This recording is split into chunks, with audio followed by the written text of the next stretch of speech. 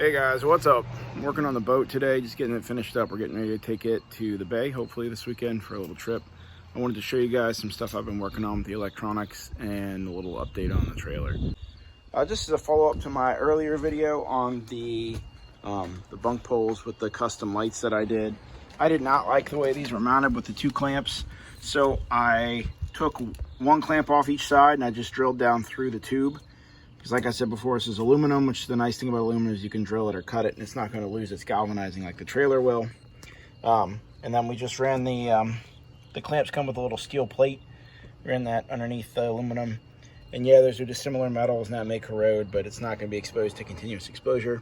The other thing I did was I cut and riveted in a piece of like 1/8" angle iron that I got from Home Depot to go between the bunks. And these things are like, you can see how that allows just a little bit of flex, but these poles are much sturdier now, so they should actually help guide the boat on a lot better without deforming. The other thing I did with the leftover aluminum is I made this little cage for my bilge pump, and you can see there's water in it right now because I was just testing the bilge pump out, but the aluminum kind of fits down in there. I just cut and riveted a little square out, and then this is bolted in with stainless steel screws. And this pump has both manual and auto modes, and it's routed out a through haul right here. I just thought that looked cleaner than dumping it out right here and being in the way of the motor turning. So that's another little thing I did with the aluminum. You can see where it's just pop riveted down the corners. So that works, and that is connected to my wiring here, which I drilled a little hole.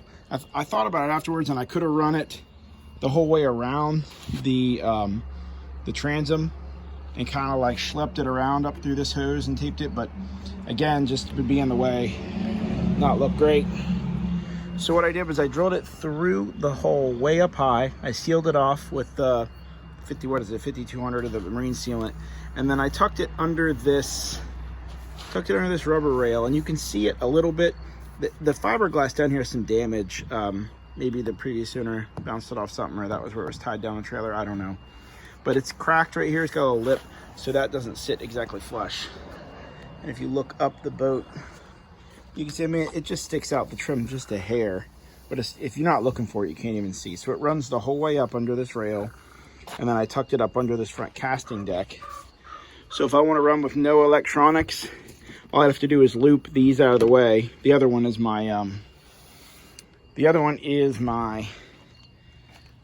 whatever they call that, the transom sender for my depth finder, fish finder thing, and that tucks up and just tucks in the end of the trim right there, which looks pretty clean, I thought. I mean, as clean as you can get without drilling a bunch of holes in the boat. So those wires come out up here, and then they're both tied in. Sorry, there's so much junk in the way. I should clean this up. So the transom wire goes to this Helix 5 fish finder. This is something I found on Marketplace. This woman does Amazon liquidations, and it was in a Helix 7 box. She wanted a few $100s for it. It seemed like a good deal. Went to pick it up, opened the box, and this was in it. She tried to give it to me because she felt bad I'd driven all the way there, but I gave her 50 bucks for it. I didn't really know if it worked or not. It does work. It's missing the GPS sensor, which kind of sucks. I don't know how much those are. So it doesn't do GPS, even though this is the GPS model. But it seems to power on. I haven't used it on the water yet. This will be its first trip. So the Helix 5 is mounted to this ram mount. This thing by itself is like almost $50. It comes with this flat piece, the ball, the adapter, and then this is called the drill down mount. And then this gimbal came with it. Everything in the box looked like brand new. I guess someone bought this and bought the Helix 7 and then stuck this in the box and returned it and kept the 7. So they only paid for the 5, which is $300 or $400 difference. So just people scamming Amazon. But I guess I ended up being the benefactor of it in the end because Amazon just stuck it on a pallet and sold it to this woman. So now what this is mounted to is what I wanted to show you guys. This is a Plano large ammo box. I can't remember the size. I found it at Sam's Club. It had a smaller box like this one inside of it. I've just been using this one for dry storage for the battery charger and stuff.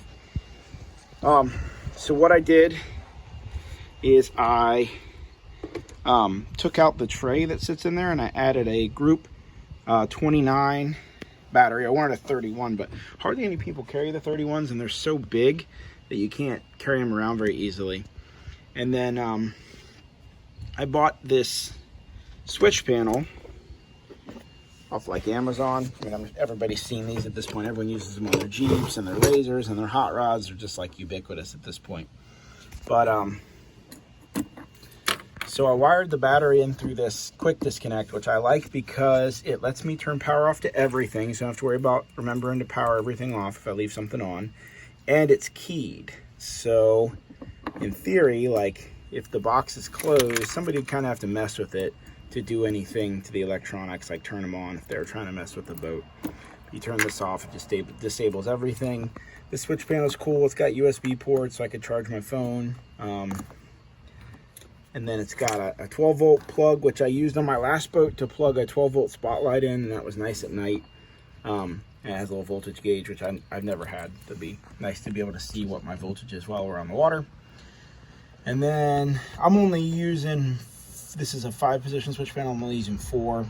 The way I've got these wired is one for the fish finder, and these are all fused. One for the running lights, which I don't have installed, but I went ahead and ran the wiring for them.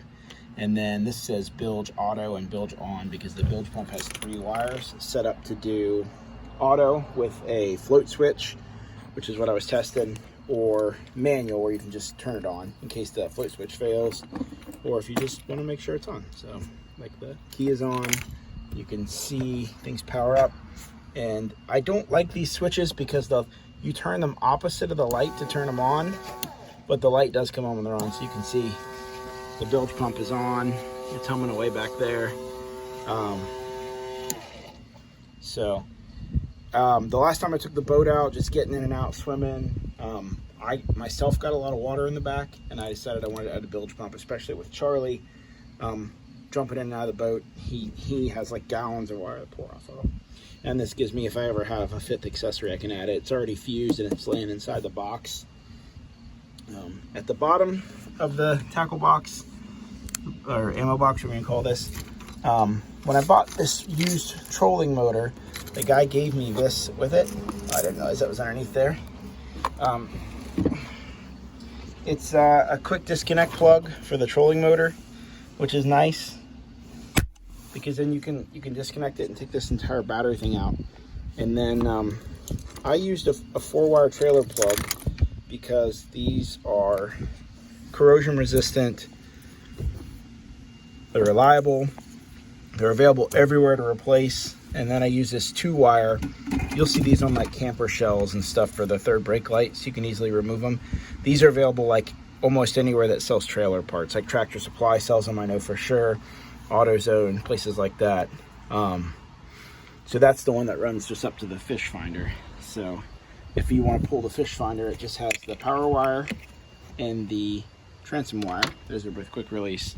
And you just turn this knob, and you can either remove, almost. You can either remove, hard to do one-handed here. You can either remove the entire thing, or you can remove just the fish finder from the ball, and you're just left with this. If you wanted to go out like without the fish finder, I don't know why you'd want to do that, but the thing I like about it is you can unplug both of these, and then you can plug or unplug your trolling motor, and then you just take this whole thing with you. And unfortunately, the latch on it, I don't think they thought somebody's going to put a 50-pound battery in it, so it will flex enough to pop that latch up if you just pick it up with one hand. But if you pick it up with 2 hands, you can pick it up. It's got a little useful storage here. It's not waterproof, but you know, you could keep whistles, fishing tackle, stuff like that there, just stuff that's doesn't have to stay dry. Like I said, I'm using the inner box as a dry storage, so I can put the fish finder and stuff in there when I'm not using it, and then it stays it'll stay nice and dry because this is gasketed. I don't think it's waterproof, but I mean, as far as it sitting in the rain or something. And obviously I wouldn't leave that laying out. If this was docked somewhere, take it with me. So I'm still, you know, it's ugly, it's not tidied up, but the boat's getting there. I picked up this little Apache case from Harbor Freight, It's supposed to be 100% waterproof, like you could drop this in the water. I don't think it has enough buoyancy for all the tools I've stuffed in here, but it's got extra hose clamps, drain plugs, big, I'm not sure if I showed you that. So these are the big blade, I think they're called maxi blade fuses. And I fused everything straight off the battery. You can see you got like a 4-inch run straight into this so that there's no damage of a fire or anything if one of these big wires shorts out. This is the quick disconnect. And then the individual components are all fused too. Now the wiring that came on the switch panel was terrible. It's in the garbage, or I'd show it to you. It had these tiny little connectors. And if you tried to disconnect them from a switch, you just wiggled them like this, they would break off. And I bought them off Amazon. They were not cheap, I bought the switch panel off Amazon. It wasn't super cheap.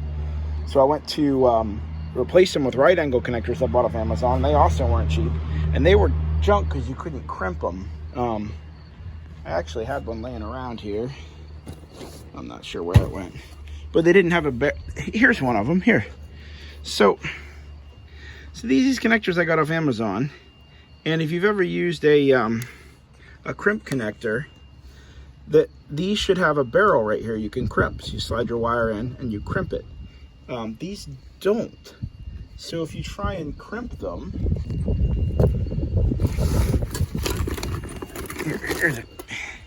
so these are just like your standard like Klein crimpers, like they're nice. This is what pretty much everybody's using. You can get the ratcheting ones for insulated terminals. They do not have this barb, which provides a much tighter crimp. So even on insulated terminals, I still use these. But you'd have the same problem either way. And the problem is, if you can't crimp here like you would with a normal one, you have to put your crimp on down here at the bottom. So if you crimp enough, if you squeeze on it enough to, whoa, crazy focus there. If you crimp on it enough to make the crimp, it just smashes the entire connector. It's so dumb. So I had to go to the parts stores and buy all new right angle terminals, and they're so expensive there. I mean, they're good quality, but those are all crimped and heat shrinked. All my connections are heat shrinked, even if they're crimped, and it all fits way tighter against this side, which makes room for this big battery, which is nice, because the other ones didn't have right angles. They just came straight out, which was bending the terminals. I think you can kind of see there on that that cigarette lighter. So everything in there's fused. It's nice and tidy now. I'm not worried about it taking some movement out on the water, and I'm really happy with how it's turned out. I can pick this up and take it out of the boat if I want, like if it's winter and I want all my electronics out, or if I want to charge the battery, I just pick the whole thing up and take it with me, unplug those. If I'm fishing off one side of the boat, I can carry it over with me if I want to see the fish finder. If I want to sit, you know, the way these skiffs are, these seats just slide. You can see that there. So if you want to have like 2 or 3 people on the boat, you can slide it back against the motor to drive. If you're by yourself, you want your weight further up so you can slide the seat. So this lets me put this wherever I want so I can still see my fish finder. And then on top of that, it lets me balance the weight of the boat out, because everybody always tucks their gas tank and their battery right against the transom. And with this boat, especially, I have this, this is a 30 horsepower, well, I think it's called a 3040 Mercury jet. So it's a 40 horsepower top unit, but it's rated at 30 horsepower because of the jet. But once I put that on, I mean, that weighs 150 pounds at least. It's going to be a lot of weight on the transom. It's more than this thing is technically rated for. But you know, you're going to want your fuel tank, and you're going to want to sit further forward when you're driving. You want your battery further forward. So this gives me the flexibility to put the stuff wherever I want, and I'm not tied down like it would be with a console, or if I just stuck a battery box at the back and wired everything into it like I did on my last boat. So that's why I wanted to do this. I see a lot of other guys with open layout boats, and I haven't seen anything like this before. I'm sure I'm not the first, but nobody's posted online from what I could find. So I think that's good. I did this motor guide trolling motor. I got this for like 125 bucks from some guys. It's 12 volts, which is why I liked it, because I only want to run one battery. And you pull this cord and the whole thing flips down, which is great.